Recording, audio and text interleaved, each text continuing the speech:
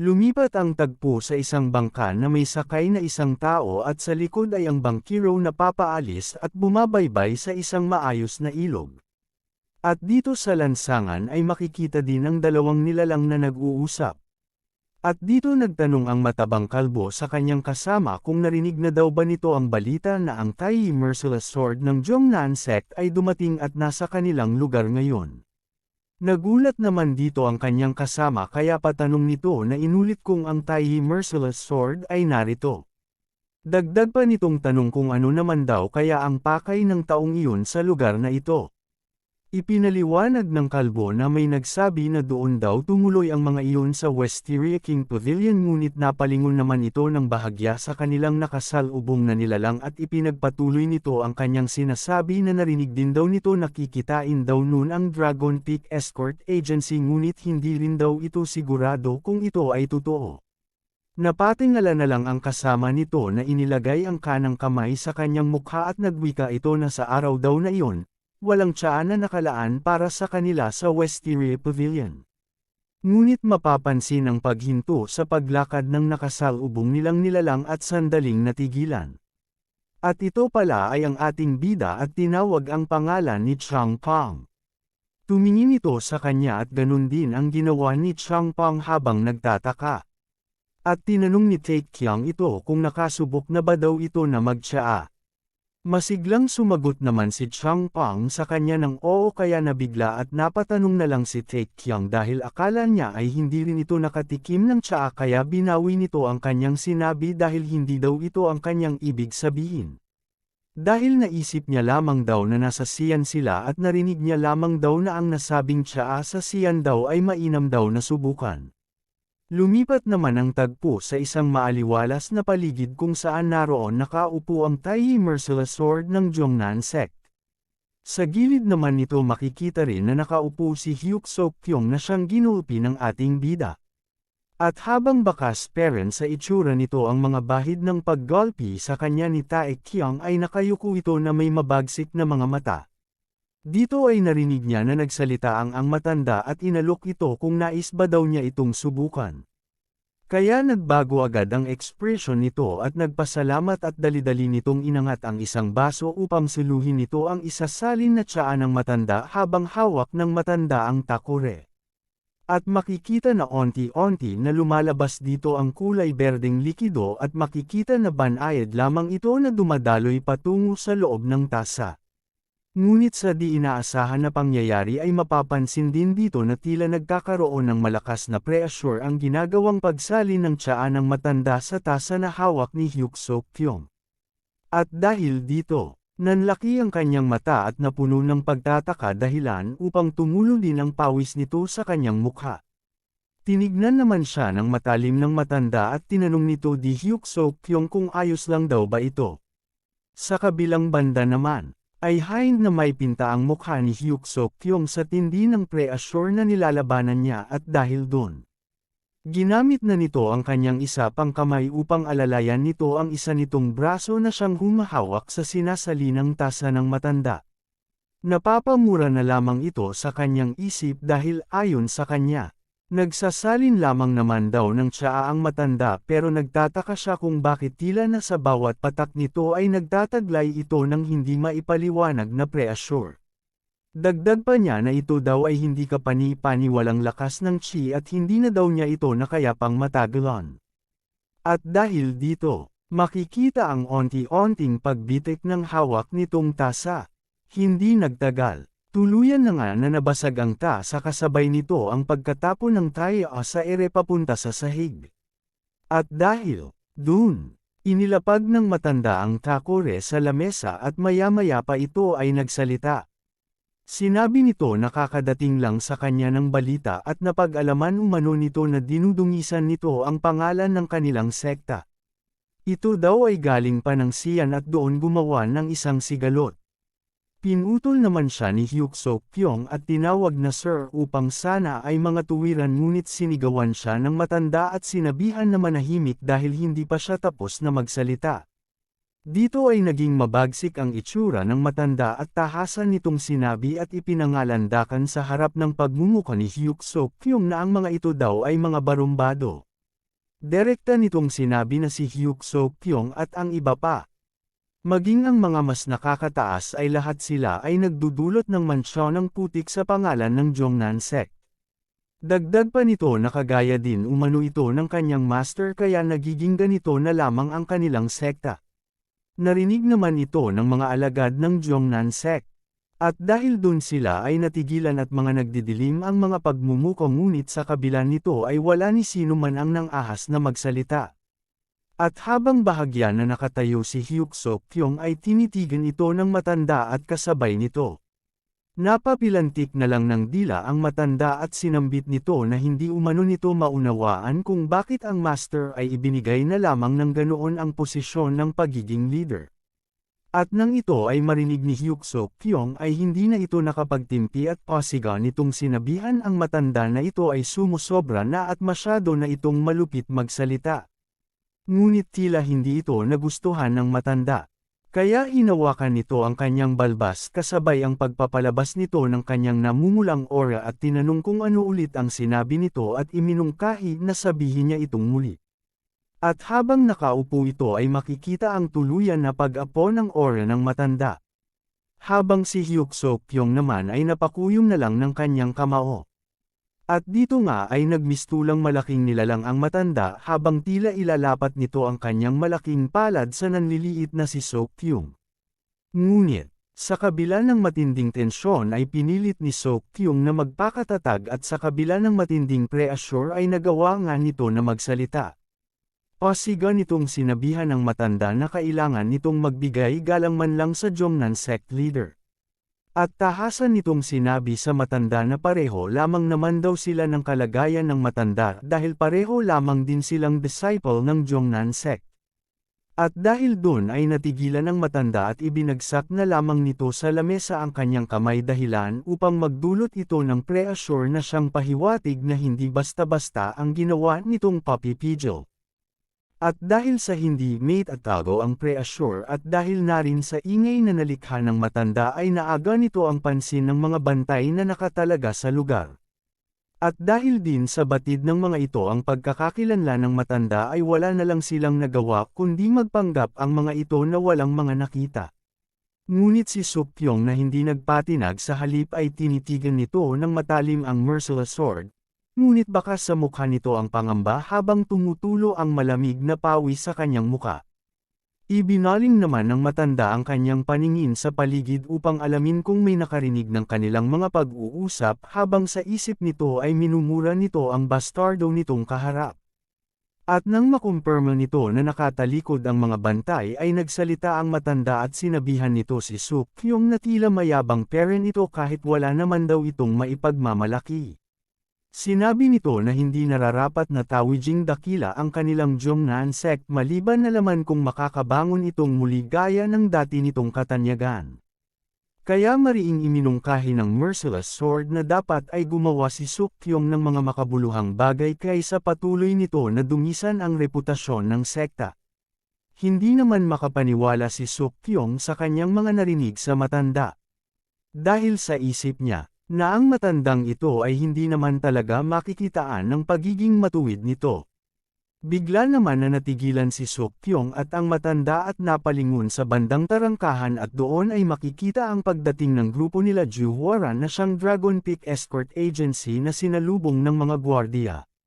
At dito ay nagbigay ng pagbati si Ju Huaran sa matanda at tinawag niya ito na Grandmaster Huang Boam.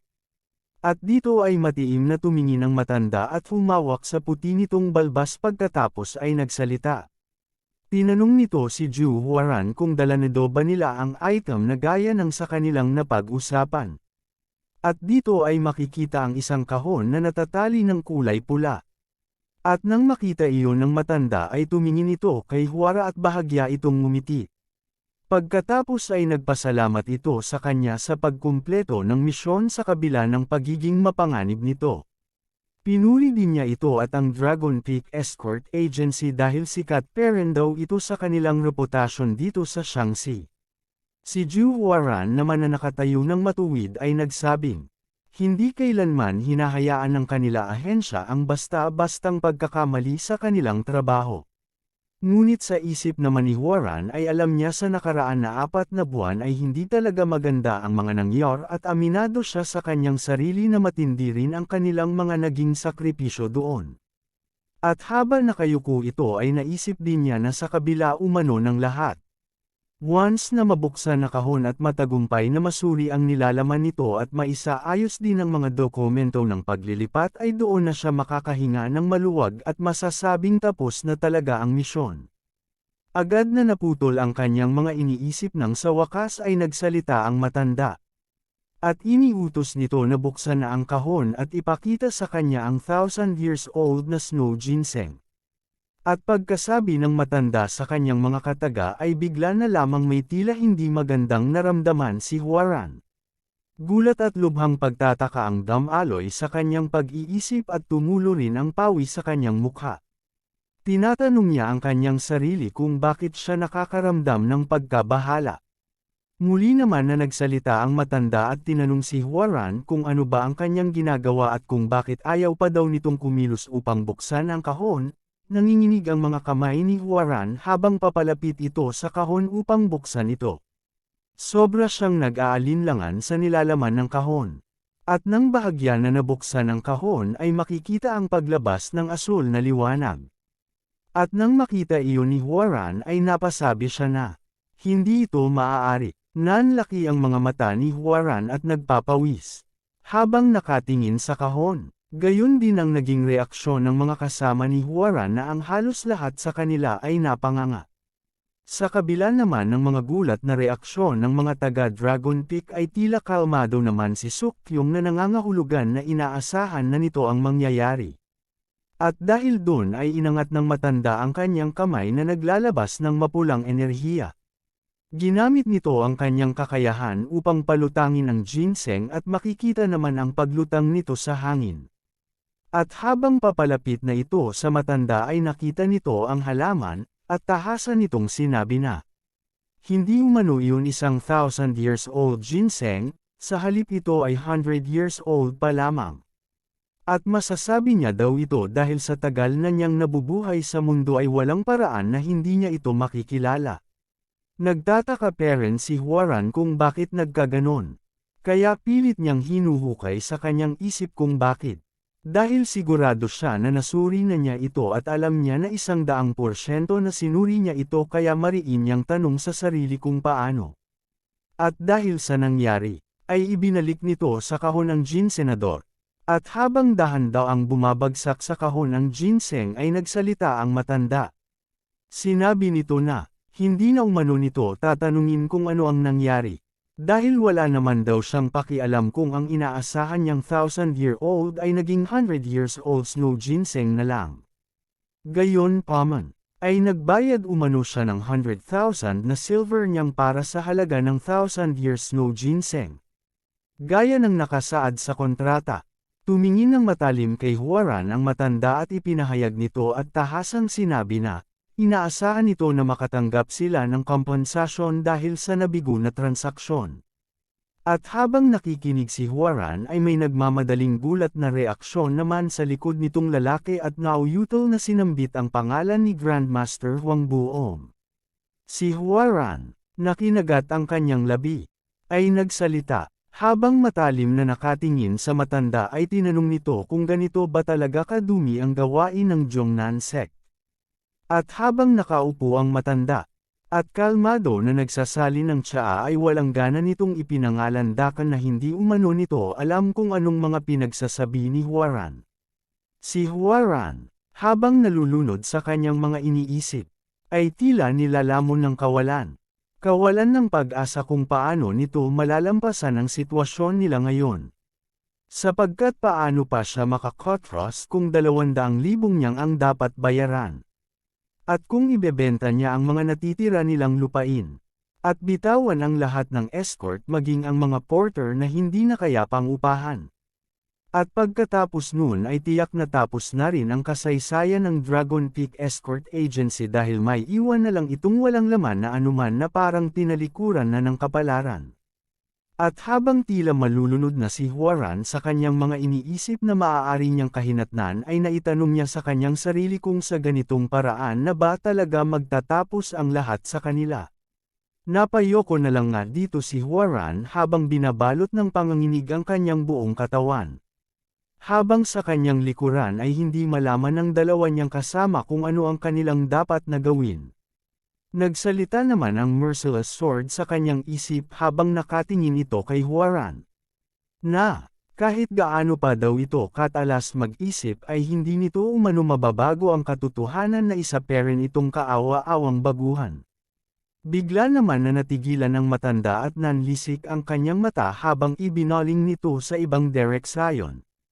At nahadyap nito ang isang gusali at nagtatakang tanong nito kung ano ang kanyang naramdaman. Saad pa niya na hindi ito ang aura ng mga taga-Xian na karaniwan niyang nararamdaman. At dito ay lumabas ang anyo ng anino ng figure na siyang lumabas na gusali. At ipinagtaka ng matanda kung ito ba ay aura ng mga taga-Mount Hua. At dito nga ay, sumambulat ang grupo ng ating bida na dala ang Fire King sa kanyang likuran. Makikita din dito ang mukha ni Taekyong na nagpapangap ito na namamangha sa lugar. At wika pa niya na napakaswerte daw niya dahil mukhang mag-enjoy daw siya dito habang nagtsatsaa.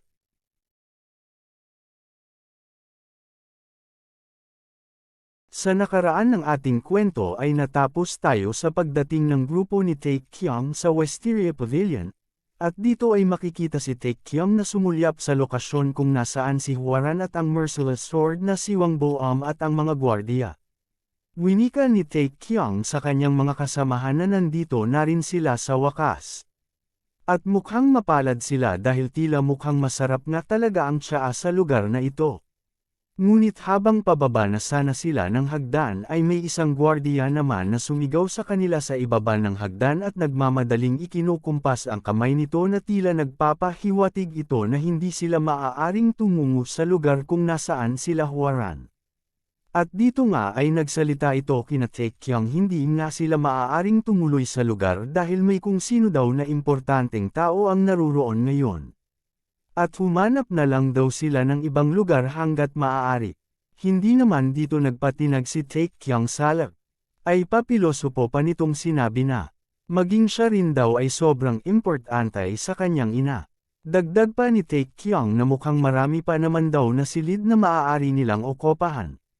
Subalit sumagot naman dito ang gwardya na ikinululungkot niya daw na sabihin. Ngunit siya daw ay isang disciple ng Southern Edge sect kaya mas maainam daw na matuto sila Taekyong na lumugor. Ngunit makikita ang pangit na pagmumukha ng ating bida at tinanong nito kung ano ba daw ang mga walang kakwenta-kwentang pinagsasabi nito dahil nais lamang naman daw nila na magtsaa. Kasabay nito ay binunggo nito ang gwardya gamit ang kanyang balikat. At makikita ang pagtalsik ng gwardya habang sumisigaw ito sa pagkabigla. At habang sinusubukan ng gwardya na tumayo gamit ang kanyang espada na itinukod sa sahig, ay nanggagalayti ito sa mga pinagsasabi ng grupo ng ating bida. At tinanong nito sila kung sino ba silang mga klase ng baliw. Matapos noon ay makikita naman ang pagsulpot ng isang paa sa kanilang kinaroroonan. At dito ay makikita ang paglitaw ng isang nilalang. At ito pala ay si Baek Musang na siya namang agad na ikinabigla ng gwardya. At nang mapansin ito ng mga tao na naruroon sa lugar ay nagsimula ang mga ito na magtaka. At pagkatapos ay isa-isa nilang isinisigaw ang secret ng Mount Hua. Maging ang first crane na si Baek Musang. May ilan naman na nagtanong kung tunay ba na ito ay ang Mount Hua sect ang dumating. At ang iba ay nagmungkahi na huwag daw nila itong papasokan. Lumingon din dito ang grupo nila Huaran maging si Sokyung at ang Merciless Sword ay seryoso din na tumingin sa kay Musang. Ngunit si Huaran naman ay tila nanlaki ang mata habang tumutulo ang pawis sa kanyang mukha. At nagtataka. At pagkalingon ni Huaran ay sumambulat sa kanya ang nilalang at nakilala niya ito ng agaran dahil ito lang naman ay walang iba kundi ang bida natin na si Taekyong. Kahit pilit ito na hinaharangan ay patuloy ito sa pagkaway kay Huaran at ikinagagalak niya daw ito na nagkita silang muli. Ngunit, Bigla na lang na naging seryoso si Taekyung at itinuro nito ang hawak nitong patpat sa direksyon nila. Nagtataka ito na tinanong si Hwaran kung bakit tila wala ito sa maayos na kondisyon ngayon, at tinanong nito si Hwaran kung binibigyan ba daw siya ng problema ng mga tao ngayon na nasa harap niya. Sa pagbanggit ni Taekyung ng mga salita na iyon ay hindi ito nagustuhan ng matanda, dahilan upang manggigil ito at lumabas ang ugat sa kanyang noo. Tumitig ito ng matalim kay Taekyung at madiin na nagsabi na tila merong isang payaso na kailangan niya asikasuhin at patahimikin. Sa kabilang banda naman, ay makikita ang paa ng kahon na kinalalagyan ng Fire King na papalapag sa sahig. At nang tuluyan na maisaayos ni Taekyung ang pagkakalapag ng kahon ay tumingin ito sa direksyon nila Hwaran. Nagulat at nagtaka naman dito si Musang dahil sa mga naging aksyon ng kanyang kaibigan. Samantala si Hwaran naman na humarap sa ating bida ay nagtatakang tinanong si Taekyung kung paano ba daw siya nakarating sa lugar na ito. Ngunit si Taekyung ay humawak lang sa kanyang batok at sumagot na sila ay napadaan lang habang tinignan siya ni Changpong. Awkward na ngumiti si Taekyung habang ipinaliliwanag kay Hwaran na nagkataon lamang daw dahil naghahanap sila ng lugar kung saan sila pwedeng magtsaa. Sumabat din dito si Changpong na gusto niya rin daw ng mga candy na gawa sa prutas habang may masayang ekspresyon. Kaya wala na nga lang nasabi dito si Hwaran at natigilan sa pagsasalita. Sandali sila ni Hwaran at Taekyung na nagkatitigan at sandaling nagkaroon ng katahimikan. Ngunit nagulat si Taekyung at napalingon nang magsalita ang matandang Merciless Sword at sinabihan si Taekyung na napakatapang niya daw na klase ng takmal para manghimasok at maglakas ng loob na magpakita sa kanya ng pagkawalang galang. At hindi ba daw alam ni Taekyung kung sino siya? Bahagya na yumuko ang ating bida at inilapat nito ang isang kamay sa lamesa kung nasaan nakaupo ang matanda at sinabi nito na hindi pa daw talaga siya kilala ni Taekyung pero marami na rin daw siyang iba't ibang bagay na nalaman at malalaman daw naman din niya ito kalaunan kapag nagtanong-tanong siya sa mga tao dito sa lugar kaya wag daw mag-alala ang matanda at tinawag niya pa ito na Gerang. Bahagya na binuka ng Merciless Sword ang kanyang bibig at nagsabing, tama daw at totoo nga na naranasan ni Taekyung na masaksihan ang pagdanak ng dugo ng mga Shaolin at pagkasabi noon ay nanlaki ang mata ni Taekyung habang sa isip niya ay nabalot ng pagkabigla at pagtataka kaya tumulo ang pawis sa kanyang mukha. At dahil sa reaksyon ni Taekyung ay tinanong siya ng matanda kung bakit si Taekyung sobrang nasorpresa. Dagdag pa ng matanda na narinig niya rin daw na kinuha ng Fire King ang Hidden Dragon ng Shangxi at pagkatapos ay iniwan nito ang alyansa ilang linggo na ang nakalipas. Nagtataka naman si Taekyung at nagtanong sa kanyang isip kung anong mga pinagsasabi ng Gerang na ito at bakit tila ang dami nitong alam tungkol sa kanilang dalawa ng Fire King. Hindi daw ba kaya pinasalan ito ng liham ng Southern Edge Sect o baka naman may iba na kung sino ang may gawa nito. Ngunit natigil siya sa kanyang iniisip nang mapagtanto ni Taekyung na baka nalaman na din ito ang kasalukuyang kalagayan ng kanyang master. Naputol naman ang niisip ni Taekyung nang magsalita ang matanda na hindi niya daw akalain na ang tag-alagmana ng Fire King ay masisilayan niya sa estado ng pagpapanggap ng tendero ng balat. Naging seryoso naman dito ang ating bida. Iniisip nito kung pinaglalaroan ba daw siya ng matanda o nagpapanggap ito ngunit sinaway nito ang sarili dahil ilan lamang naman daw ang nakakaalam kung ano ang sitwasyon ngayon ng kanyang master at alam niya din na walang para at hindi basta-basta na mag-leak ang impormasyon na iyon. At tiwala si Taekyung na walang sino man ang makakaramdam ng aura ng kanyang master dahil sinigurado niya ito na matatakpan ito ng mga balat na kalakal na kanyang ipinantakip niya sa Fire King. At wika pa ni Taekyung sa kanyang isip na maging ang isang Supreme Pick na Master ay mahihirapan na mapansin ito. At habang abala ang ating bida sa pag-iisip ay nagsalita ang matanda at tinanong si Taekyung kung ano ba daw ang problema. Dahan-dahan naman na dinampyat ni Taekyung ang tasa at pautol nitong sinabi na wala lamang daw at nais niya lamang daw sana na uminom upang matanggal ang kanyang uhaw. At dahil doon, Dinampot ng matanda ang takor na naglalaman ng tsaa at inanyayahan si Taekyung na tanggapin niya ito. Agad naman na kumuha ng tasa ang ating bida at walang pasubali niyang sinabi na hindi siya tatanggi. At, dito ay makikita ang dahan-daang paglabas ng tsaa na patungo sa tasa ng ating bida. At dito rin ay makikita ang pre-assure na inilalagay ng Merciless Sword kagaya ng ginawa nito kay Sukkyung habang nagsasalin ng tsaa sa ating bida na si Taekyung. Ngunit, kahit ganon ang ginagawa ng matanda ay kalmado lamang ito na tinatanggap ang pre-assure. Na siyang ikinagulat naman ni Sukkyung at tila nagtataka ito kung bakit ganon ang nangyayari. At sa hindi inaasahan ay naging seryoso ang mukha ng matanda dahil inaasahan nito marahil na magiging pareho ang kahihinatnan ni Taekyung sa kay Sukkyung. At habang tahimik na nakatingin ang matanda sa ating bida at malalim na nag-iisip at biglang naagaw ang atensyon nito nang may boses na tumawag sa kanyang pangalan bilang Ginoong Huangbo. At ito ay ang ating bida na si Jin Taekyung. Nakatingin ito sa matanda ng may panunuya ng ngiti at sarkastikong ipinaalam na sobrang puno na at umaapaw na ang kanyang baso kaya maaari na umano itong tumigil sa pagsalin. At makikita nga na nabasa na ang lamesa dahil sa umapaw na tsaa. Tumindidig ng maayos si Taekyung bago simulan na inumin ang tsaa, tila na stock up naman dito ang matanda at hindi makapagsalita. Gayon din si Huaran na nagtatakang napatitig kay Taekyung.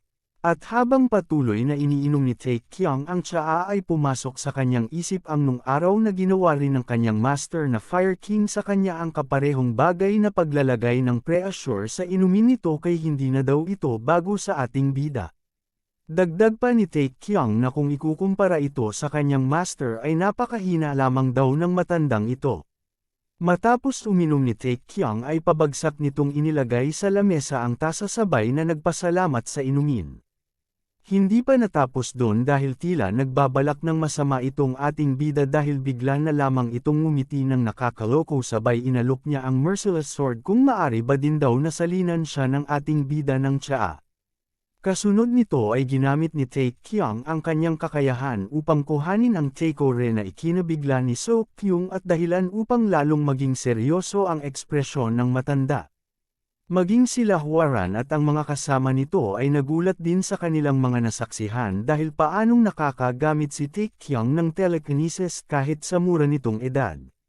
Sa panig naman ng ating bida ay tila ang topmal na si Mujin lamang ang nagtaka at nagtanong kung gaano daw ba ito kahirap gawin. Sumagot naman si Changpang at pinalutang ang isang bato at sinabi na hindi naman daw iyon ganun kahirap. Si Taekyung, hawak na ang takeore ay may ngiti na nagsabi sa kanyang isip na, gayong naabot na niya daw ang halos tuktok na ng pagiging peak level at sa 120 na taong halaga ng chi. Bukod pa doon ay hindi din siya gumagamit ng chi kung hindi naman kinakailangan. Ngunit, sa pagkakataong ito daw ay hindi niya kailangan na magtipid para ilampaso ang matandang ito dahil ito naman daw ang nauna kaya ito daw ang ganti niya. Kaya lalong ngumisi si Taekyung habang naglalabas ng dilaw na enerhiya. At dahil doon ay biglang nagsalubong ang kilay ng matanda na nagpapahiwatig na hindi na ito natutuwa. At makikita nga dito ang verde na likido na bumubuhos sa isang tasa na naglalabas ng bahagyang usok tanda na ginamitan ito ng ating bida ng kanyang kakayahan upang painitin ang tsaa na nasa loob nito. At dito ay nakangiting ipinahayag ni Taekyung na medyo maaligamgam na daw ang tsaa kaya ininit niya daw ito ng bahagya dahil mas mainam daw ang tsaa sa ganoong temperatura kaysa tuluyan itong maging malamig na kasing lamig umano ng matanda. Dagdag pa ni Taekyung na dapat daw sa edad ng matanda na ito ay nag-iingat na ito ng husto. Sumagot naman dito ang matandang Merciless Sword na hindi na daw masama ang martial art na ipinakita ni Taekyung lalo pat. Napakabata pa nito. Nadismaya naman si Taekyung sa sagot ng matanda at iginalaw nito ang kanyang kamay dahil hindi maaring ganun lang tingnan ng Maranda ang kanyang martial arts dahil ang taglay umano ni Taekyung ay talagang kahanga-hanga. Umupo si Taekyung sa harap ng matanda kay nagsalita ang matanda na ang kay-abangan daw ni Taekyung ay labis na kayang batasin ang kalangitan. Na agad naman sinagot ito ng bida na. Mahusay daw talaga siya sa pagbutas at ang gamit daw niya upang gawin iyon ay isang sibat. Nagsalita naman ang matanda at sinabi na tila masyado na siyang naging mabait sa kay-abangang ni Taekyang kaya. Tinanong niya ito kung ano ba daw ang sadya ng ating bida sa lugar na iyon at bakit siya naruroon. Nakangiting tumugon naman si Taekyang na nakakita lang daw siya ng isang nilalang na naglatag ng bitag sa kakilala niya kaya hindi sinasadya na naparito siya. Naipinagtaka naman ng matanda at anong bitag daw ba ang pinagsasabi nito. At dito ay tinanong ng matanda si Taekyang kung para sa kanya ba daw ang mga patutseda ng ating bida. Sumagot naman si Taekyang na maaari daw nitong isipin ang gusto nito. Binalaan naman siya ng matanda na mag-ingat sa kanyang mga binibitawan na salita dahil maari ito na magdala sa kanya sa hindi magandang kahihinatnan. Sumagot naman si Taekyang na huwag itong mag-alala dahil yun naman daw talaga ang dahilan kung bakit siya naparito, at dito ay makikita ang grupo nila Hwaran na natitigilan dahil sa kanilang mga nasasaksihan, at dahil dun ay hindi na nakapagtimpi pa ang matanda at tinapik nito ang lamesa gamit ang isa niyang kamay. Sinabihan din nito si Taekyang na ang isang tulad niya daw na bastardo ay kailangan din na matuto kung paano dapat napigilan ang sarili nitong dila sa pagsasalita. Nagpalabas ng mapulang enerhiya ang matanda patungo sa natapon na tsaa. Wika pa ng matanda, na talagang nang ahas daw si Taekyang na insuluhin siya ng mga nonsense at walang sapat na batayan. Dahan-dahan na umangat ang natapong tsaa sa lamesa at nang tuluyan na itong lumutang ay makikita ang madilim na anyo ng matanda na may namumulang mata. Kasabay nito ay tinanong nito si Taekyang kung naiintindihan ba daw nito kung ano ang mangyayari sa pagharap niya sa Southern Edge sect at sa kanya. At dito ay makikita ang tsaa na unti-unting nagmamaterialize. At maya-maya pa, ay tuluyan na nga ito na maghugis ng gaya sa isang palaso. Naging seryoso naman ang ating bida habang nakatingin sa palasong gawa sa tsaa na nakatutok sa kanya. At habang nakatutok sa kanya ang palaso ay nagsalita dito ang matandang merciless sword na kung gugustuhin lamang daw niya ay kaya nitong gawin na patayin si Taekyang sa mga sandaling ito. Nagsalita naman si Taekyang na kung gayon daw ay yun na daw ang pinaka-pangit na hakbang na para sa kanilang parehong panig at ibinali pa nito ang kanyang leeg upang patunugan. Sumagot naman ang matanda na yun din daw ang dahilan kaya hanggang sa mga oras na iyon ay nananatili pa si Taekyang na buhay. Bahagya nang nagpakalma ang matanda at sinabihan si Taekyang na hanggat nakakapagtimpi pa siya ay pinapayuhan niya siya na umuwi na kung ayaw pa nito na mamatay. At tuluyan na nga na binawi ng matanda ang kanyang enerhiya. Kasabay noon ay bumagsak na rin ang tsaa sa lamesa habang sinasabi ng matanda na huwag nang makialam si Taekyang dahil ang problemang iyon daw ay usapin sa pagitan ng kanilang sekta at ng Dragon Peak Escort Agency. Galit na tinanong naman siya ng ating bida kung ganun ba daw niya iton ipinapalagay. Bigla naman na kinausap siya ni Hwaran gamit ang espiritual na pandaman na nakikiusap kay Taekyang na tumigil na. At hindi na niya daw yun kailangan pa na gawin. Isa pa ay may punto naman daw ang matanda, dahil usapin nga naman daw yun tungkol sa pagitan ng Zohangnan Sect at ng Dragon Peak Escort Agency. Pagkatapos ay nagpasalamat sa ating bida sa kanyang konsiderasyon. At dahil doon ay lumingon si Taekyang kay Hwaran at yumuko at sinabi na naiintindihan niya siya. Tumayo ang ating bida at bahagyang tumungala at humingi ng paumanhin kay Hwaran dahil masyado na pala siyang nagiging pakielamero at aalis na lamang daw siya at iisipin niya na lang na wala siyang nakita. Naikinabigla naman ni Hwaran at nasambit pa nito ang pangalan ni Taekyang. Humarap ang ating bida kay Hwaran at inamin dito na sa umpisa daw kasi ay lagi si Hwaran na samasagi sa kanyang isip kaya siguro ito ang dahilan na siya namang ikinagulat ni Hwaran. Ngunit sa isip ni Taekyang ay naalala nito ang sect leader ng Jongnan sect kung paano nito gusto na ipasara ang buong Jin family nung panahong iyon. Kaya, lumingon si Taekyang sa matanda at sinabi na, ngunit paano daw ba siya magpapanggap na walang nangyari kung ang isang tinatawag na orthodox ay nang-aapi ng mahihina? Napakagat naman sa kanyang ngipin ang matanda at minura ang ating bida at sinabi nito na, napakalaki na ng kasalanan ni Taekyung dahil sa pang-iinsulto nito sa kanilang sekta ng walang sapat na ebidensya. Napangiti din si Taekyung habang nanggigigil na sinasambit ang pangalan ni Hwangbo. Sa kabilang banda naman, biglang may mga yapak ng paa ang paparating ang umagaw sa kanilang atensyon. Maging sa matanda na tila na bigla rin sa pagdating ng nilalang.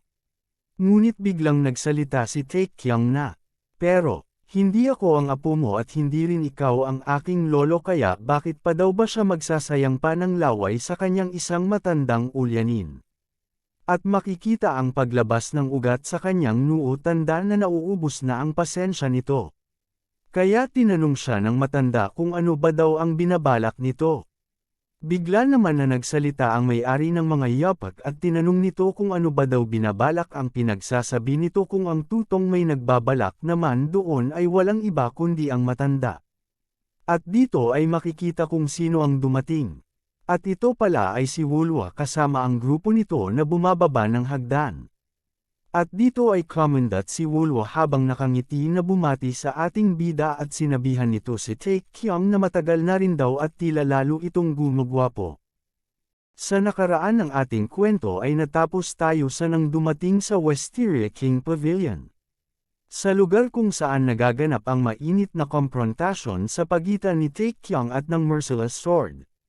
Napalingon bigla si Wulwa sa kanyang katabi nang bigla ang lalaki na tila kasapi ng beggar sect ay sumigaw na minumura at nakaturo kay Gun Gibang. Napansin naman agad ito ni Gun Gibang kaya kumaway ito nang nakangiti at ipinakilala sa kanyang grupo na Ethan daw ang kanyang maingay na kaibigan na may malaking ilong sabay tinanong niya ito kung bakit daw ba ito naririto. At dito ay makikita ang grupo ng mga pulupi at si Big Nose na nanggagalaiti na tinatanong si Gibang kung bakit may lakas pa ito ng loob na magtanong kung bakit sila naririto. Dahil sa nabihan na umano siya nito at ilang beses na nagpayo na hindi na dapat mangyari ang ganito, isa pa ay sinabihan niya na din daw ito na wag siya nito na matawag na Big Nose. At habang mahigpit nito na piniga ang isang papel ay binalaan niya si Gibang na kung ang elder daw mismo ang bumaba dito ay sisiguraduhin niya daw na mapupunta kay Gibang ang lahat ng sisi. Hindi naman pinansin iyon ni Gibang sa halip ay kinalikot nito ang kanyang tenga at tinanong nito si Big Nose kung sigurado ba daw ito sa mga lumalabas sa kanyang bibig dahil tila wala daw siya sa posisyon para maglabas ng mga ganoong salita. At alagaan niya na lang muna daw ng maayos ang kanyang elder bago ito magsalita ng mga wala naman kwenta na bagay sa kanya. At dahil doon ay minura siya nito at sinabihan nito si Gibang na isa siyang piraso ng tae. At dahil sa mga pinagsasabi ng dalawang pulubi ay tila hindi ito nagustuhan ng matanda pero mas pinili muna nito na manahimik. Sa isip pa nito ay nagtataka ito dahil ang sekta ngayon na nasa kanyang harapan ay ang House Sect at ang Beggar Sect. Seryoso din ito na itinanong sa sarili kung narito ba ang mga ito dahil may alam ang mga ito sa nangyayari sa kasalukuyan nilang sitwasyon. Naputol naman ang kanyang pag-iisip nang biglang yumpal ang ating bida ng utusan nito ang matanda na mag-hi sa mga bisita at Ayman Astre pa ang kamay nito patungo sa direksyon ng How at Beggar Sect dahil kapwa naman daw tanyag ang mga ito sa Shaanxi. Hindi naman ito nagustuhan ng matanda kay makikita ang bahagyang panginginig ng kamay nito na tila nais nito na damputin ang espada sa gilid nito. Pero tila imbes na kabahan ng Tokmol nating bida ay hiniling pa nito sa kanyang isip na ipagpatuloy ng matanda na damputin ang sandata. Ngunit bigla na lang na piniling kumalma ng matanda kaya ang bida natin ay lubos na lamang ang panghihinayang. Pagkatapos ay seryosong tumingin ang matanda sa kanila at tinawag ang kanilang atensyon.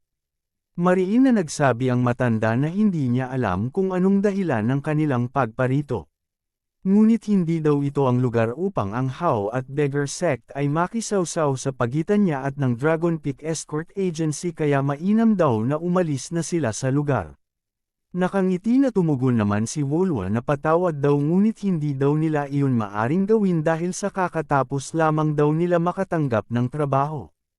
At ang cliente daw nila ay walang iba kundi si Mr. Jin Taekyung. At makikita ang magkabilang panig na ang nasa kanan ay ang Jongnan at ang nasa kaliwa ay ang Hao kasama ng beggar sect. Tinanong ng panig ng Jongnan sect kung may sapat na pambayad ba ang ating bida sa trabahong inalok nito. Na sinagot naman ni Wulwo na siyempre. Dahil mura lamang daw at maari naman nilang pag-usapan iyon ni Tae Kyung pagkatapos kaya dapat daw na maghanda ang ating bida. At dahil doon ay tumitig ng matalim ang matanda kay Big Nose at tinanong ito kung ano ba daw ang balak nitong gawin. Tanong pa niya sa pulubi kung nais ba nito na gumawa ng hidwaan sa pagitan nila. Nang marinig iyon ay napakamot sa ulo. Ang pulubi at may paggalang itong sumagot na hindi naman daw sa ganon. At hindi daw iyon isang bagay na gawin niya ng basta-basta. At kahit paano daw ay meron silang sinusunod na palatuntunan habang tinanong nito Gib-ang kung tama daw ba siya. Na may galit na pagmumukha naman na sumagot si Gib-ang dahil ngayon ay para itong maamong tupa, at mainam daw na maging hada dapat ito sa lahat ng mga nabanggit niya sa ipinadala niyang liham. Lumingon ito sa mga kasamahan nitong pulubi at tiniyak niya ito dahil ito daw ang bilin ng second beggar na si Gib-ang. Kasabay nito ay inilapag ng mga pulubi ang kanilang mga dala at makikita na inumpisahan na ng mga ito na maghalungkat. Dahil sa nangyayari ay gumawa na rin ng aksyon si Wulwo. Tumingin ito sa kanyang mga kasamahan at tinanong kung ano pa ba daw ang kanilang ginagawa at bakit hindi pa sila kumikilos kaya inutusan niya ang mga ito na magsimula na sila na magtrabaho. Na siyang sinang-ayunan naman ng lahat. At dahil sa nasasaksihan ay nagtataka na lang si Huaran kung ano ba ang sinusubukan ng mga itong gawin. At habang nagtataka si Huaran ay nagsalita si Tae Kyung. Hindi ba daw nakakapagtaka? Na puro hindi maganda anong nangyayari sa Dragon Peak Escort Agency nito nakaraang 2 taon. Na ipinagtaka ni Huaran kung paano ito nalaman ni Tae Kyung. Nakangiting tumugon naman si Tae Kyung na wala na silang magagawa dahil nangyari na. Pero sa lahat daw ng mga ito, ay merong kung sino na nasa likod. Isipin mo na lang daw. Kung paano ang isang 1,000 years old na ginseng ay nauwi sa 100 years old na lamang na ginseng. Ipinaliwanag ng lalaking may biguti na 2 taon na ang lumipas nung ika-7 ng Disyembre. Nang mabaigo sa negosasyon ang Dragon Peak Escort Agency sa 5 Gold Merchant Union na ikinulugi nito ng ilang libong silver niyang dahil sa proseso. At isang lalaki na nagngangalang Huang Chulsim ang nakiilam ng palihim sa proseso. At base daw sa nakalap nila impormasyon ay kasapi ito ng Jongnan sect. Na siya namang ikinagulantang ng mga miyembro nito. At hindi pa doon natapos at nagpatuloy pa ito na nagbuklat ng isa pang tala at sa ika-12 ng Pebrero din nung nakaraang taon. Ang Dragon Peak Agency din ay naambush ng grupo ng mga kawatan na naging dahilan upang malagasan sila ng 17 na escort warriors at 30 na porter. Bukod pa doon ay 900 na silver niyang din ang umano ay nanakaw. At nagpatuloy pa ang pulubi at base sa kanilang investigasyon ay 12 sa 20 na mga kawatan ay disipolo rin ng Jongnan sect. At pinangalan niya ito na Guak pero hinto itinuloy ang apelyido ang isa ay yang na hindi rin binanggit ang apelyido at Li na parehong walang apelyido na binanggit. At nagpatuloy pa ito na nung nakaraang ika-5 ng Marso din. Kaya makikita si Huaran na ang galit ay bakas na sa kanyang mukha habang patuloy sa pakikinig at ang pulubi din naman ay patuloy na nagsalasay at binanggit din dito ang umano'y aksidenteng nasira ang tulay at gumuho sa Fen River na naging dahilan ng pagkaantala sa kanilang misyon at tinatayang 500 na niyang ang naging pagkalugi. Na maging iyon daw ay kagagawa ng disipulo ng Jongnan sect na si Fang na hindi rin binanggit ang apelyido nito. Na siya naman na ikinagulantang ng grupo ng Dragon Peak. At nagpatuloy pa ang pulubi na nung ika-5 ng Mayo nung nakaraang taon. Ay hindi rin umano pinalampas ng Jongnan sect dahil sila din daw mismo ang may pakana nun. At dahil doon ay lalong naging seryoso ng taong ito. At dahilan para mabigla at miranlaki ang mata ni Hyuk Sok Kyung nang marinig ang eksaktong detalye ng pangyayari.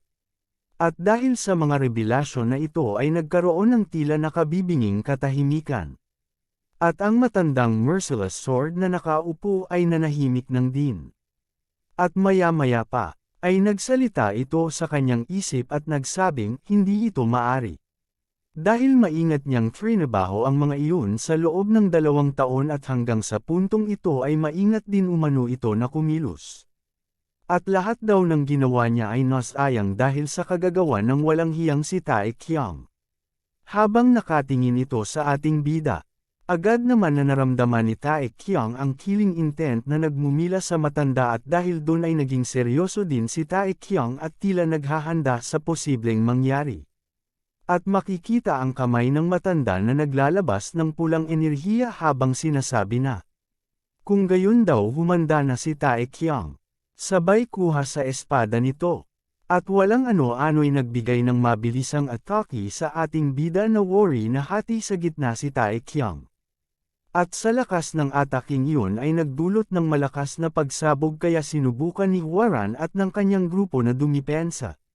Gayon din si Changpeng at seryoso ito na hinaranggan ang impact upang hindi niyo mahadjep ang kinaroroonan ng matandang Fire King. At dito ay seryosong nakatingin si So Kyung at nang hamupa na ang usok. Ay nanlaki ang mata ng matanda sa hindi pagkapaniwala sa nakita. Dahil bumulaga dito ang nakaiwas nating bida taglay ang pangit at nakakaloko nitong pagmumukha. Ayon pa kay Tae Kyung ay kinabahan daw siya doon at tila nais talaga siya nitong patayin. At dito ay makikita ang merciless sword hawak ang kanyang espada at pautol na tinanong si Tae Kyung kung paano ito nakaiwas. At kung naabot na ba daw nito ang Peak Realm. Si Tae Kyung naman ay bahagyang nag-inat ng kanyang leeg at sinabing wala siyang alam sa pinagsasabi ng matanda dahil sapat na daw ang ataking iyon upang masagot ang lahat ng mga akusasyon. Sa isip naman ni Tae Kyung ay nakakahiyaman daw aminin na wala pa siya sa ganong antas ngunit sigurado naman daw siya sa kanyang capabilities bilang isang tao na halos hindi na rin siya nalalayo sa pagiging Supreme Peak level.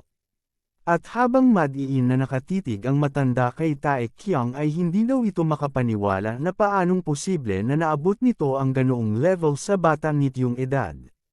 Sinagot naman siya ni Tae Kyung na hindi rin siya makapaniwala na naglakas talaga ng loob ang matandang ito na hatawin siya ng kanyang sandata sa ganitong sitwasyon niya ngayon. At nagulat ang matanda nang makita niya ang manga martial artist na nasa kanyang harapan. Wika pa ni Tae Kyung na puro lang pala daldal ang ginagawa nito sa Orthodox faction dahil sa gawain nito ay maituturing na ang dakilang Jongnan sect parang mga demonic martial artist. At mungkahi pa ni Tae Kyung na bakit hindi na lang daw na magpalit ng pangalan ang sekta nila at pangalanan nila itong sekta ng mabahong ebak. Na hindi naman nagustuhan ng matanda kaya. Tinawag nito ang mga disciple ng Jongnan sect at sinabihan na makinig. Na siyang ikinabigla ng mga ito at pagdaka ay tumugon naman ang mga ito ng pagsang-ayon. At habang hawak nito ang kanyang sandata at magsimula na maglabas ng kanyang aura ay nag-utos ito na harangan ang lahat ng exit at huwag hayaan na may makalabas ng buhay kahit isa sa mga ito.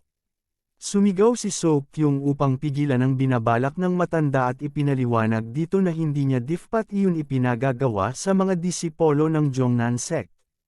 Sumigaw ang matanda upang patahimikin si So Kyung at mariin nitong idineclare na ang sino man na hindi susunod ang kanyang utos ay patatalsikin sa sekta. Nagsalita si Tae Kyung at may pandidiri nitong sinabihan ng matanda na ang kapal ng mukha nito dahil hindi lamang daw ito basta lumampas sa linya dahil binura niya pa ito ng tuluyan. At binabalak ba daw ng matandang ito ubusin sila para walang matirang ebidensya. Sumagot naman ang matanda at tahasang sinabi kay Tae Kyung na wala naman daw siyang problema sa mga naririto ngunit. Maliban lamang daw kay Tae Kyung.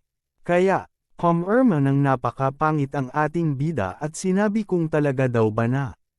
Ganon ang gusto nito. At akala ba daw ng matanda na magiging ayos lang ang lahat kung sakali na mapatay niya siya ngayon? At ano ba daw ang gagawin nito?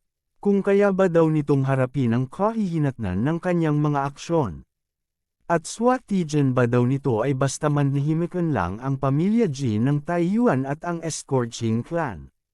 Sumagot ang matanda na kung ang Scorching Clan baka mo.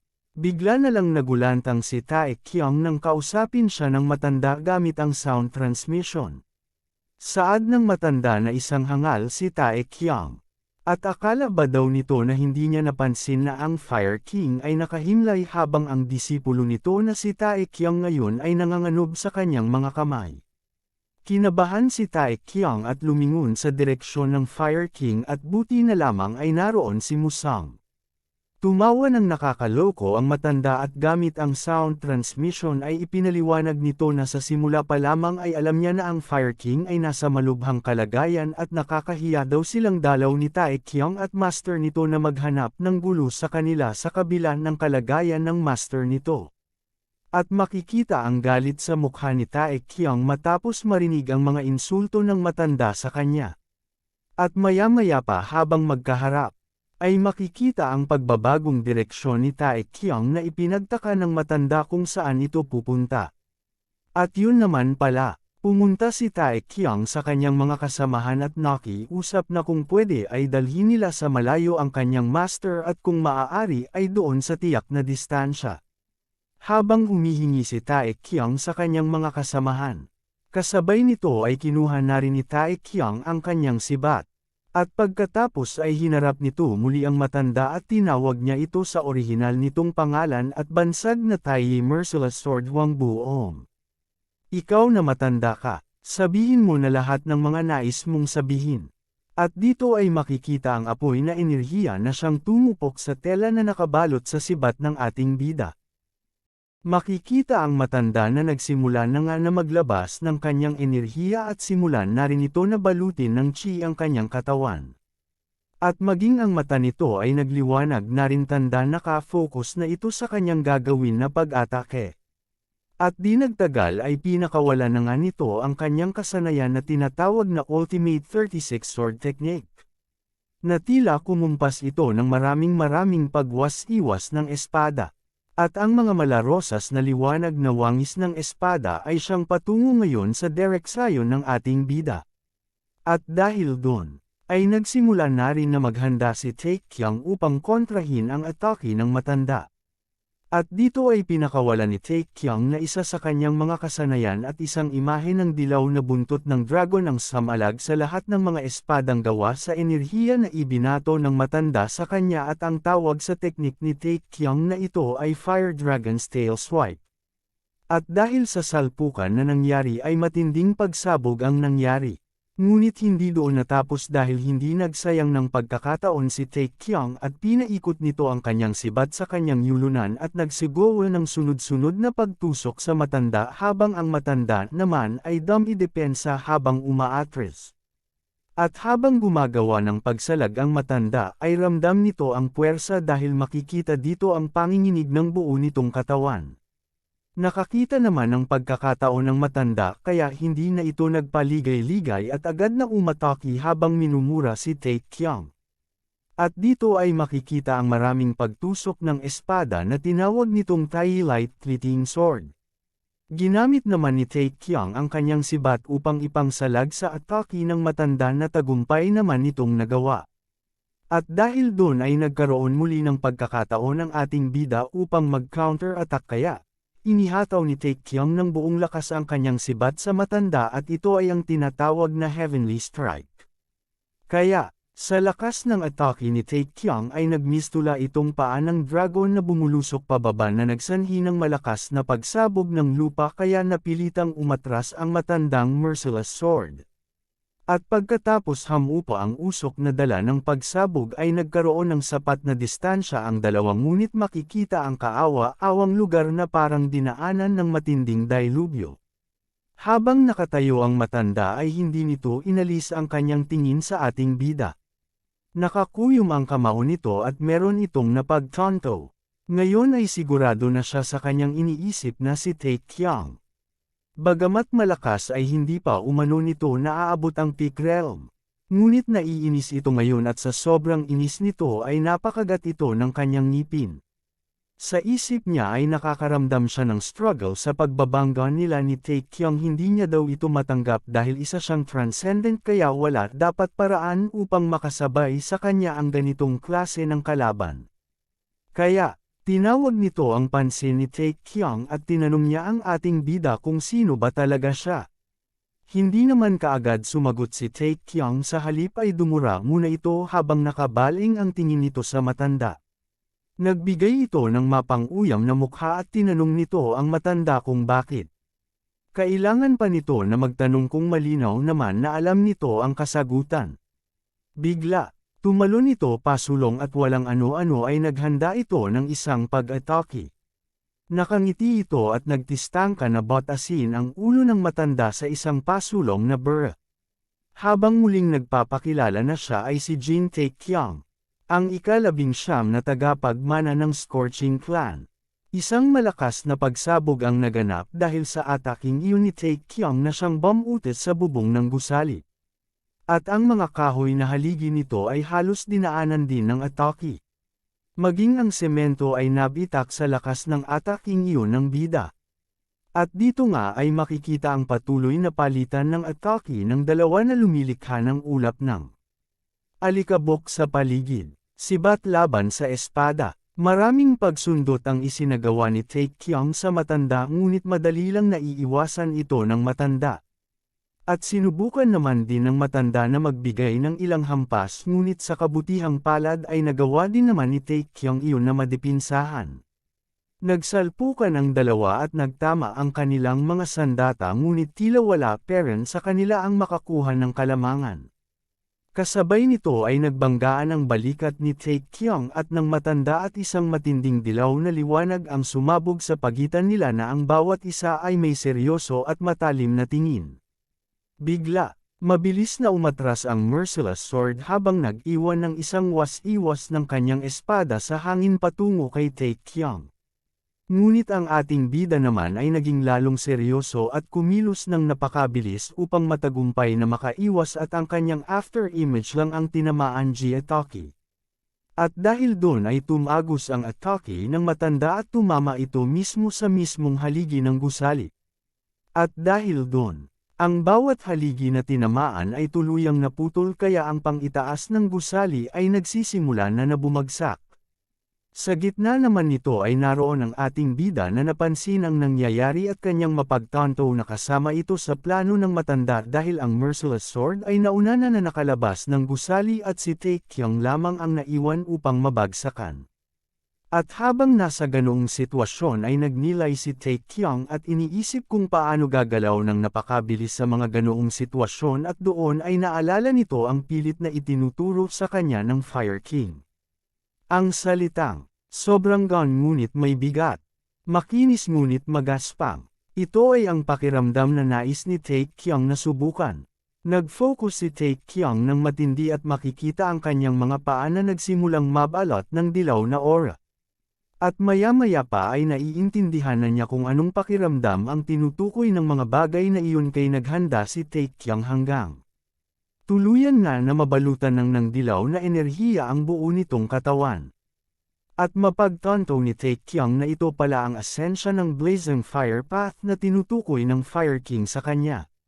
Kasabay nito, bumulusok si Taekyung palabas bago pa siya mabagsakan ng gusali. At isang tuwid na linya direkta sa matanda ang mabilis na gumuhit sa lugar. Kasabay nito ay inihanda na rin ni Taekyung ang kanyang nagliliwanag na palad ng Divine Palm of Fire. Nakaramdam naman ng matinding kaba ang matanda dahil alam niya na huli na siya at hindi niya na ito maiilagan. Kaya, napakagat siya kanyang mga ngipin at inihanda din enta ang kanyang palad na nilagyan niya ng sarili niyang enerhiya. At tinawag niya ito ng Jade Cloud Heaven's Hand of Power. Habang kay Taekyung naman ay ang Divine Palm of Fire. At tuluyan na nga na nagtama ang kanilang mga palad. At dahil doon, kumalat sa paligid ang impact ng banggaan ng dalawang makapangyarihang puwersa. Pagkatapos magbanggaan ng kanilang mga palad naghanda muli ang bawat isa upang umatake. Hinawakan ng matanda ang kanyang espada ng ubod ng higpit habang ganun din ang ginawa ni Taekyung. Ngunit naunang matake ang matanda ng sobrang bilis. Ngunit sa kabutihang palad ay nakaiwas si Taekyang dito ng walang kahirap-hirap. At dahil sa sobrang liksi ng ating bida at hindi magawang tamaan ng atake ng matanda ay nanggigihil ito na samugaw ng pagmura sa ating bida at itinaas nito ang kanyang kaliwang kamay na nilagyan ng kanyang enerhiya at nagsagawa ng muling pag-atake. Ngunit bago pa man na may lansad ng matanda ang kanyang gagawing atake ay hinaranggan agad ito ng sibat ni Taekyang. Napangaga na lang ang matanda sa sobrang pagkabigla, tumulo ang pawi sa kanyang mukha at matinding kaba ang bigla na lang bumalot sa kanya. At itinatanong kung paanong ganon ang nangyari. Ngunit huli na, dahil ang kamao ng ating bida ay handa na at nabaltan ng dilaw na aura at nakangiti nitong sinabi sa matanda ay wag na itong magtaka dahil malinaw naman daw na mas malakas ang ating bida kaysa sa matanda. At ayon na nga, solidong sutok sa katawan ang inabot ng matanda at hindi lamang iyon isang normal na suntok dahil iyon ay isa sa kasanayan ng ating bida na tinatawag na Fire Extinguishing Divine Fist. Kasabay nito, ay nag-alerto ang sistema na sa pamamagitan ng maraming pamamaraan tulad ng walang tigil na pagsasanay at pagmamuni-muni at maging ang paglaban sa harap ng buhay at kamatayan ay makakamit ang kaliwanagan. Sinabihan din si Taekyang ng sistema na ang kanyang Blazing Fire Path ay naabot na ang ikapitong mastery. At dahil doon ay nakakuha si Taekyang ng makabuluhang bilang ng karanasan. At dahil sa pagtilapo ng Merciless Sword ay nagdulot ito ng pagkawasak, halos masira ang tulay na dinaanan ng pagtilapo na iyon at habang nagpatuloy sa paglakad si Taekyang upang lumapit sa matanda na hawak ang kanyang sibat ay kita ang malaking butas na pinagtagusan ng matanda. At nang siya ay makapasok na sa lugar, ay makikita ang pinsala at ang mga bato na nagkalat sa paligid. Napasimangot si Taekyang sa kanyang nakita. At dito sumambulat ang nakaluhod na Merciless Sword, ngunit sa kabila ng kalagayan nito ay nakuha pa Kito na bantaan si Taekyang na huwag itong lalapit kung ayaw daw ni Taekyang na mamatay.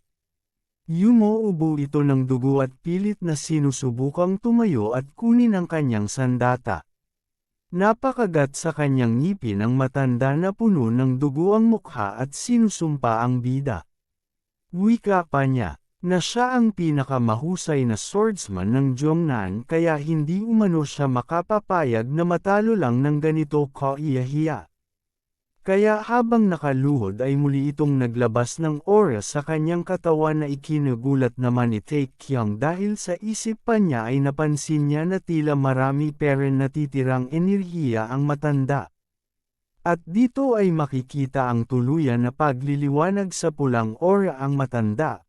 At itinutok nito ang kanyang espada sa ating bida, sinabihan niya si Taekyang na buksan nito ang kanyang mga mata. Dahil ang espadang hawak niya daw mismo ang siyang mag-aalis ng hininga nito.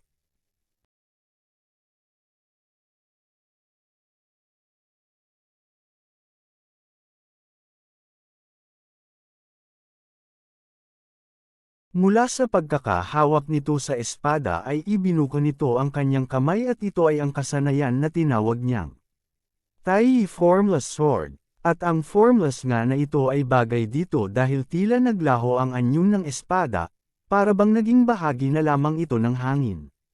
Na siyang naramdaman naman ni Taekyang at buti na lamang ay bahagya niya ito na naiwasan, ngunit bahagya pa rin siya na nadaplisan sa kanyang leeg. Kaya, hinawakan niya ang kanyang leeg at gulat na napasigaw kung anong klase ng atake iyon. Napakunot ng kilay si Taekyang dahil hindi niya makita kung saan nagmumula ang atake at maging sa braso ay nasugatan na rin siya ng bagay na hindi niya makita. Tila bahagya itong nararamdaman ni Taekyang kaya nagsagawa siya ng mga pag-iwas at paghataw ng kanyang sibat na worry nagbabakasakali sa kanyang mga galaw. Habang ang kamay ng Merciless Sword ay nakatutok pa rin sa kanya. At kahit bakas ang pagod sa mukha ng matanda at may mga bahid ng dugo sa mukha ay nakafocus pa rin ito sa kanyang ginagawa. Sa isip-isip pa niya ay hindi niya daw akalain na sa ganitong paraan niya gagamitin ang pinaka-especially ale niyang kasanayan. At hindi niya daw sana minaliit ang kalaban. Napuno ng pawis ang matanda at nanlisik ang kanyang mata na biglang may mapagtanto siya. At paano daw ba? Paano nga ba daw na nasalag at naiwasan ni Taekyang ang lahat ng mga iyon? At makikita na nakatayo ang ating bida habang nakaluhod pa rin ang matanda na nakaharap kay Taekyang ang kanyang kamay. Mukha itong sobrang napagod at tila naabot na nito ang kanyang limit Aston. Tumayo ng tuwid si Taekyang at pumikit ang kanyang katawan ay naglabas ng dilaw na aura. Ang hangin ay umiikot sa kanyang paligid na worry nakikiisa sa kanya. Muling nagbalik sa kanyang isipan ang mga pagsasanay na kanyang naranasan. Mga turo ng Fire King na hindi niya noon maunawaan. Mga paulit-ulit na bilin sa kanya na dati binaliwala lang. Ngunit ngayon, naalala niya na, pinayuhan siya ng matandang Fire King na imulat ni Taekyang nang malawak ang kanyang paningin sa manando ng Merm. Upang walang sino man ang magawang saksakin ka na magiging sanhi ng iyong kamatayan. At dito ay tinanong ni Taekyang ang Fire King kung paano daw ba kung mamatay naman siya sa ibang paraan. Sinagot naman siya ng Fire King na kung gayon daw ay dukutin niya na lang ang walang kwenta nitong mata at hayaan ni Taekyang na ang isip niya mismo ang siyang makakita nito. Tinanong naman ng nakahiga na si Taekyang ang Fire King kung paanong magagawa iyon ng kanyang isip. At talaga daw ba na gumagana ang ganoon? Wika pa ni Taekyang na may pagod na ekspresyon na nakakatawa daw iyon. Nasinulyapan lamang siya ng matalim ng Fire King at napapilantik na lang ng dila nito. Balik sa kasalukuyan. Umalangaw-ngaw sa pandinig ni Taekyang ang boses ng Fire King kung bakit hindi daw nito subukan ang bagay na iyon. Habang nakapikit si Taekyang at mataman na nagko-concentrate ay isang espada na may aura naman ang bumulusok patungo sa kanya na agad niya naman na naiwasan ng tila walang kahirap-hirap. Dito ay nagpaikot-ikot sa paligid ni Taekyang ang espada ng matanda habang sa gitna nito ay nakatayo lang ang ating bida. Hawak ang kanyang sibat habang nangko-concentrate ay naitanong niya sa kanyang sarili kung ito na ba daw yung tinutukoy na pakiramdam sa kanya ng Fire King. At nang magsimula na nga na umatake ang Merciless Sword ay direkta itong bumubulusok target ang ulo ni Taekyang. Agad na naramdaman iyon ni Taekyang dahil sa kanyang bagong natutunan, kaya sa kanyang isip ay lubos niyang pinasalamatan ang kanyang master. Ang matandang Fire King. Kaya bago pa tumama ang atake ng Merciless Sword sa kanya ay malakas na inihataw ni Taekyang ang kanyang sibat at isang imahe ng dragon ang nabuo na siyang samalag sa espada ng Merciless Sword at ito ay ang Heavenly Strike na kasanayan ni Taekyang. Malakas na pagsabog din ang naganap at tumilapon sa malayong sahig ang espada ng Merciless Sword. Napalingon ang matanda sa tumilapon nitong espada at pagkakita nito dito ay mapapansin na nagawang maputol ang espada ng Merciless Sword. At nang binalik nito ang tingin nito sa unahan ay napansin niya naman ang isang figure ngayon na nasa kanyang harapan. At nang tumangala siya ay doon niya napagtanto na ito pala ay ang ating bida na nakatayo sa kanyang harapan. At mahigpit na hawak ang kanyang sibat. At tinatanong nito ang matanda kung ano na ngayon. Muli na naman na nagpakita ang ating bida ng pangit na pagmumukha habang naghahanda ng malupitan nitong suntok dekulate sa matanda. At sinabihan nito ang matanda na, ang kapal ng mukha nito na magsalita ng kawalan yan sa Fire King gayong wala naman pala itong binatbat. At kausapin na lamang nito ang kanyang kamao. At nagtalsikan sa hangin ang mga alikabok. Maririnig na lang ang pagdaing. Maging ang pagtalsak ng dugo at ilang mga ngipin. Wika pa ni Taekyang kung naiintindihan na ba daw ngayon nito, na dapat ay tumigil na ito hanggat nagiging mabait pa siya. At dito ay walang tigil pinagsusantok ang mukha ng Merciless Sword kaya hindi na halos may pinta ang pagmumukha nito ngayon. Walang awa nitong pinagsusantok ang matanda habang nanggigigil ang pangit nitong mukha. At sinisisi niya pa ito dahil nang ahas ito kanina na unang umatake. At nang susantukan pa sana niya ito ay bigla na lang nanatamba pataob ang merciless sword kaya hindi na niya ito tinamaan. Lumagapak ang ulo nito sa sahig at tila nawalan na ito ng malay. Tila hindi pa satisfied si Taekyung sa ginawa nito at inutusan ang merciless sword na bumangon habang hinihimas nito ang kanyang kamao. Nagsisisi siya dahil sa lahat daw ng aspeto ay 100% na mainam pagdating sa paggalang. Ngunit sa oras din daw na yun handa siyang labagin ang ganitong eteka para lang suntukin ang isang matanda na gaya niya. Naputol naman ang pagsasalita niya nang lumingon siya sa kanyang gilid at makarinig ng sumisigaw sa kanya upang mabilis siya patigilan. Tinatawag din ng mga ito ng Sir ang nakabulagtang merciless sword. Nagmamadali ang mga ito na tumakbo patungo kay Taekyung bitbit ang kanilang mga espada. Ngunit makikita di ang pagsulpot ng paa at nagbabala sa mga sundalo ng Jongnan na makabubuti daw kung ilayo nila ang kanilang mga espada, na ikinagulat naman ng mga ito nang mapatingin sa nagsalita na nilalang. Ito ay Baekmusang kasama si Hwaran at Gungibang. Naghanda si Hwaran at tahasan na sinabi sa mga alagad ng Jongnan sect na kung gusto nila ng laban ay lalabanan nila sila.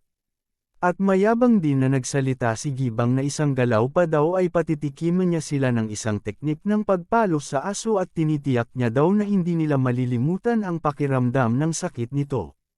Pahabol pa niya na kahit iyon din daw ay nasa ika-5 mastery pa din. Ang tiyuhin naman ni Hwaran ay nag-utos na rin sa kanyang mga kasamahan sa Dragon Peak Escort Agency na protektahan ang kanilang batang pinuno.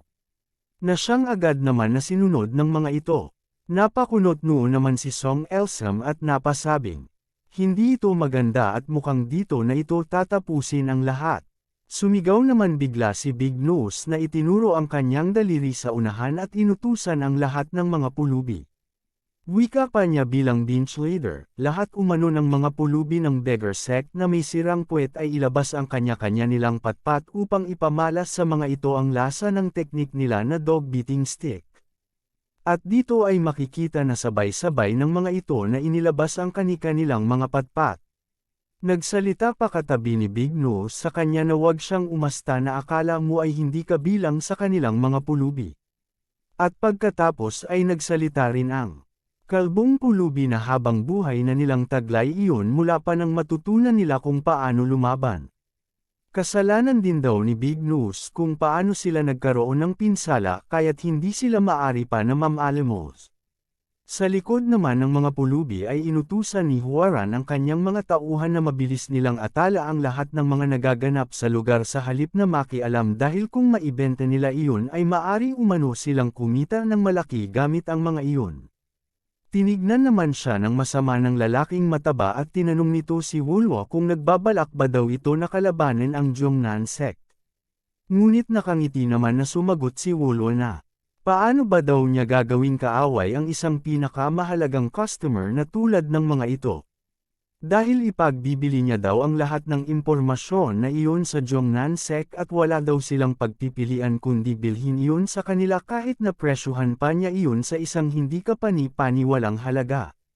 Kaya tila naunawaan na ng matabang lalaki ang sitwasyon kaya ito ay agad na sumang-ayon. Inutusan pa siya ni Wulwo na i-drawing din daw nito ang mga kaganapan at gawin itong tila buhay na larawan na sinang-ayunan naman nito at nagsimulang gumuhit. Sa karamihang tao ay itinaas naman ni Mujin ang kanyang espada at pag-alit na sumigaw na, mga walang hiya kayo, nandito rin ako. Ako na kanang kamay ni Young Master Jin Taekyung. Habang namamangha naman itong si Changpeng at napapalikpak pa sa kanyang mga nasasaksihan dahil ngayon niya lamang daw yun naranasan sa buong buhay niya. Napatigil naman ang mga alagad ng Jongnan sect habang nagtataka nang marinig nila ang isang boses na nag-uitos na magsi-atres sila. Si Hyuk Sok-kyung na nasa unahan ay nagsalita sa kabilang panig na ibaaba din daw nila hawak nilang sandata. Ngunit ang ating bida naman ay tiningnan lamang nito si Sok-kyung. Ibinaling ni Sok-kyung ang tingin nito sa ating bida at iminungkahi nito na itigil na daw nila ang walang saysay na laban na ito. At dahil sa sinabi ni Sok-kyung ay ikinainis ito ni Tae-kyung at agad na ikinuyom ang kamao habang naglalabas ng napakapangit na pagmumuka at nagtanong. Kung anong wale saysay daw ba ang pinagsasabi nito? Hindi ba't sinimulan nila ito at tinatapos niya lamang daw ang dapat tapusin? Sumagot si Sok-kyung na alam niya naman daw iyon, at pagkatapos ay yumuko ito sa ating bida at nagwika ito na hinihiling daw nito ang kanyang awa. At dahil sa malinaw naman na si Tae-kyung ang pinakamalakas na martial artist ay walang duda at kitang-kita ng lahat na si Tae-kyung ang nanalo at sila ang natalo. Na siyang ipinagtaka naman ni Tae-kyung kung bakit ganito ngayon umasta ang taong ito. Sumigaw naman ang isang sundalo ng Jongnan sect kay Sok-kyung at tinanong ito kung anong ibig nitong sabihin. At niyuyurakan daw nito ang imahe ng kanilang sekta. Sinigawan din naman siya ni Sok-kyung na manahimik ito. Nagpamalas ng matailim na tingin si Sok-kyung sa kanila kaya natameme ang mga ito. Tinanong sila ni Sok-kyung kung hindi ba daw nila alam kung paano nagsimula ang lahat ng mga ito. Tanong pa ni Sok-kyung sa mga ito kung gumagana pa ba daw ng maayos ang mga mata at tenga ng mga ito. Inamin ni Sok-kyung na sila ang nagbalak na napabagsakin ang Dragon Peak Escort Agency. Natutuong walang sino man ang matutuwa. Gayunpaman ay wala na rin naman na magbabago dahil huli na at lubhang nadungisan na ang imahe ng kanilang sekta. At makikita ang merciless sword na nakahandusay ng nakadapa sa sahig at puno ito ng sugat at pasa. Maging ang kasuotan nito ay sira-sira din, na nagkalat sa aahig ang mga talsak ng dugo nito. At dahil sa mga sinabi ni Sok-kyung ay tila natauhan ang mga hangal kaya mga nagsiyuko ang mga ito ng may mga malungkot na pagmumukha. Dagdag pa ni Sok-kyung na, sa lahat daw ng mga nagawa nila ay embas na aminin nila ang kanilang pagkakamali ay nais pa talaga ng mga ito na umatake pabalik. At talaga ba daw na nais ng mga ito na tuluyang mawasak ang natitirang tiwala na meron sila? Kaya sino ba daw sa kanila ang may lakas ng loob pa na magsalita patungkol sa reputasyon at imahe? Na maging siya na si Hyuk Sok-kyung ay minsang nakalimot sa sariling layunin. Na nawala at natangay sa masamang pamumuhay. Humarap si Sok-kyung sa mga tao ng Jongnan sect at tinanong sila kung sino pa ba daw ang tumatanggi na tanggapin ang kanilang pagkakamali. O sumusubok pa na magmalaki. Ngayon kahit papaano ay hindi na maaring tawagin pa dakila ang kanilang Jongnan sect. Ibinaling nito ang kanyang paapabalik.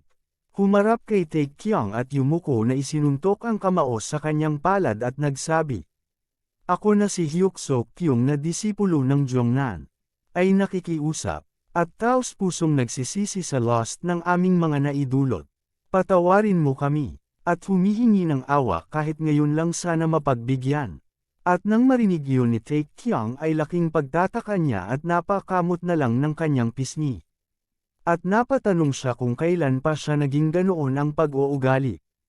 Habang magkakaharap si Sok-kyung at Tae-kyung ay sinabihan naman siya ng ating bida na hindi daw siya makakaramdam ng ginhawa kung makikipag-sparring siya sa isang piraso ng tae. Pero sa ngayon daw ay hahayaan niya na lang muna ang mga ito. Ngunit sa isip naman ni Tae-kyung ay gusto pa niya sana itong suntokan kahit isang beses pa. Ngunit sa isip naman ni Sok-kyung ay naiinis ito dahil sa mga pang-iinsulto nito sa kanila. At lumipat ang tagpo sa isang silid kung saan nagsisimula ang negosasyon. At dito ay makikita na nakaupo ang merciless sword habang sa likod nito ay si Sok-kyung, at ang ating bida naman ay kinokompronta ito. Na ang merciless sword ay dumadaing peren ng sakit. Nagsimula na rin na magsalita si Hwaran at humihingi ito ng kompensasyon sa lahat ng perwisto na idinulot ng Jongnan sect sa Dragon Peak Escort Agency. Pagkatapos ay sinimulan muli ng Beggar sect organisa ang mga tala ng impormasyon na kanilang nakalap. At ang Hao sect naman isinagawa na rin ang pagkalkula ng mga pinsala na tinamo ng Dragon Peak Escort Agency. At tila may magkaibang opinyon ang magkabilang panig dahil sumigaw kasi ang merciless sword ng malakas at ayaw tanggapin ang nais ni Tae-kyung. At dahil dun ay muli na naman na nagpamalas ng kakaibang mukha itong ating bida at mayabang pa ito na nagtanong kung talaga ba na muli pa itong magmamatigas. Pinagsalakip nito ang kanyang kamao at matapang na sinabi sa matanda na madali lang naman daw itin maresolba sa paraan na alam niya. Nanginginig naman na nakapatong ang kamao ng matanda sa lamesa.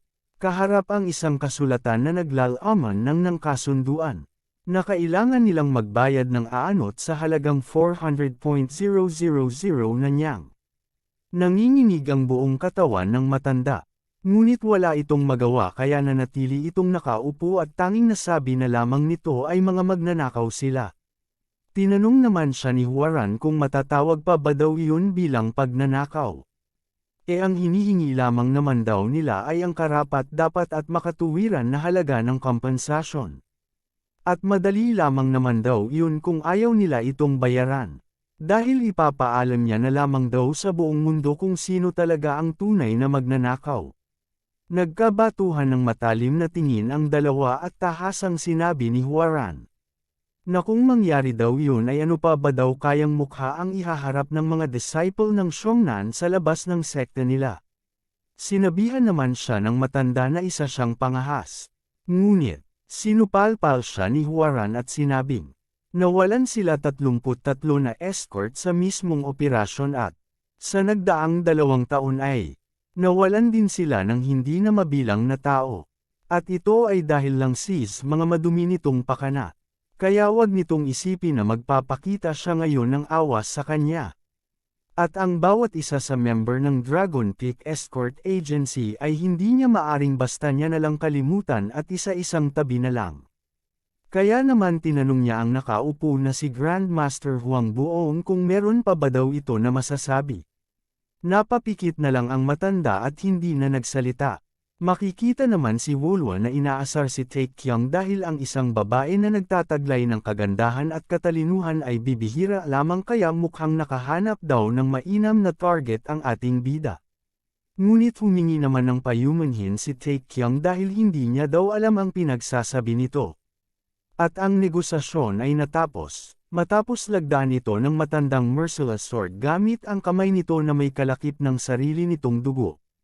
At nang dahil sa natapos na ang negosasyon ay tumayo na rin ang merciless sword sa kanyang upuan habang inalayan siya ng isang disciple ng Jongnan at ni Sokyung sa paglalakad. Umalma naman dito ang merciless sword at naiinis na sinabi nito na pabayaan na lamang nila siya dahil kaya niya na lumakad sa kanyang sarili.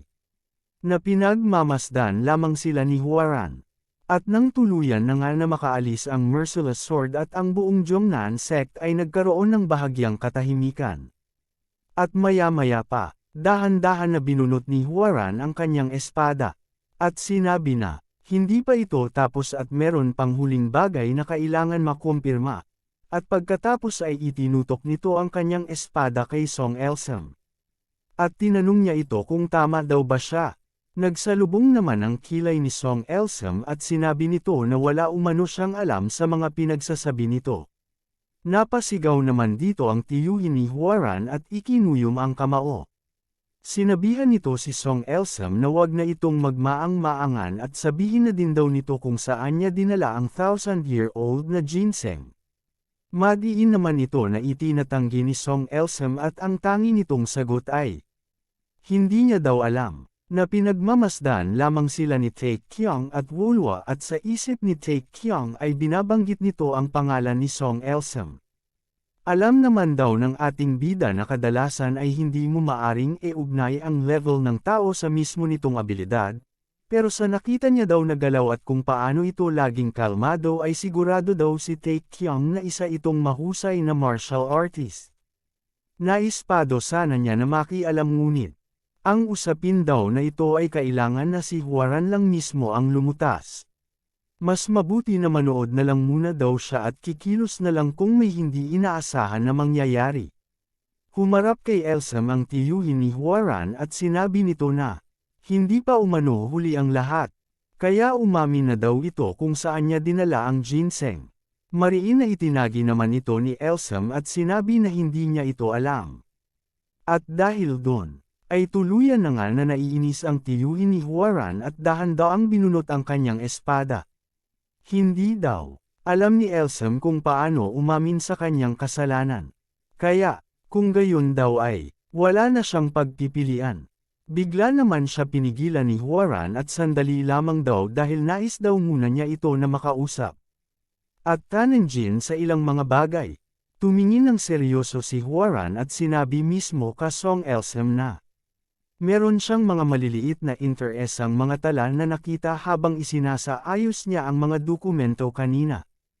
Ayon daw sa record ay kasama si Song Elsem sa 15 na misyon nitong nagdaang 2 taon. At ang 10 doon daw ay puro bigo. At sa bawat sablay na misyon na iyon daw ay nagbabayad sila ng lubhang napakalaki na halaga. Ngunit nanatili lang si Song Elsem na tahimik habang nakakrus ang kamay sa kanyang dibdib. Tumingin ito ng matalim at sumagot na. Nagtataka din daw siya kung paano ito nangyari.